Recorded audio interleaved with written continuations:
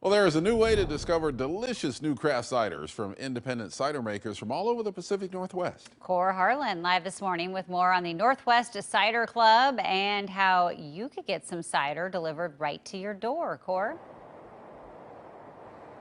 Right, Jenny and Ken, this is sort of like a wine club, a monthly wine club, if you can imagine that. The Northwest Cider Club represents producers of hard cider in Oregon, Washington, Idaho, Montana, and British Columbia.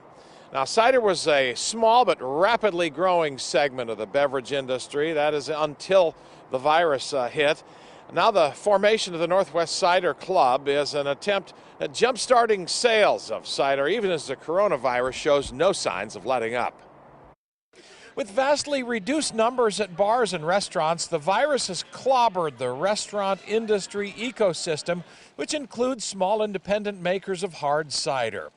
With help from Oregon's Department of Agriculture, the Northwest Cider Association is beginning work on something akin to a mail delivery wine club, but in this case, it's cider that'll be in the Cider Club mail-delivered boxes in the future.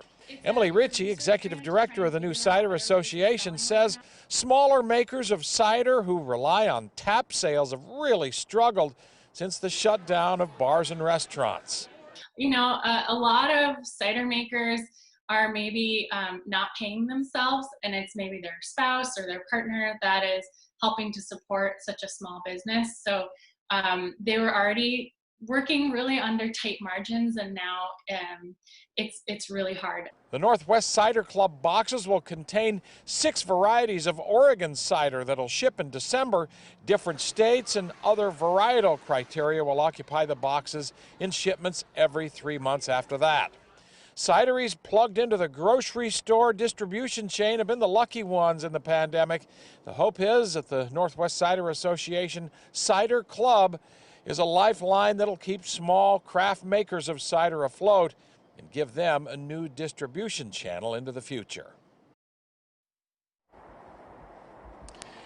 All right, now this is not a bad idea for the holidays. Emily, the lady you just saw there from the Cider Association, says she'll probably send this as a gift to friends and family across the country, and then have a Zoom call maybe and enjoy cider together through the technology that we have available to us here. So this is a sort of a deal here to try and get cider makers back on their feet after the virus has really shut down a lot of tap sales, as I mentioned in the story. There's been a very, very difficult time for a lot of these small independent cider makers, Jenny and Ken. Yeah, I mean, I like me a good cider. I prefer it over beer, actually. It's kind of a gateway. It's kind of a gateway alcohol for me. Cider just to warm up, really, you know. And then you move on to other things, right? Okay. Yeah. Cider's good stuff, though, and they make good cider out here, so I'm glad they're finding a new way to distribute it. Thanks, Cor. Yeah. All right. Well,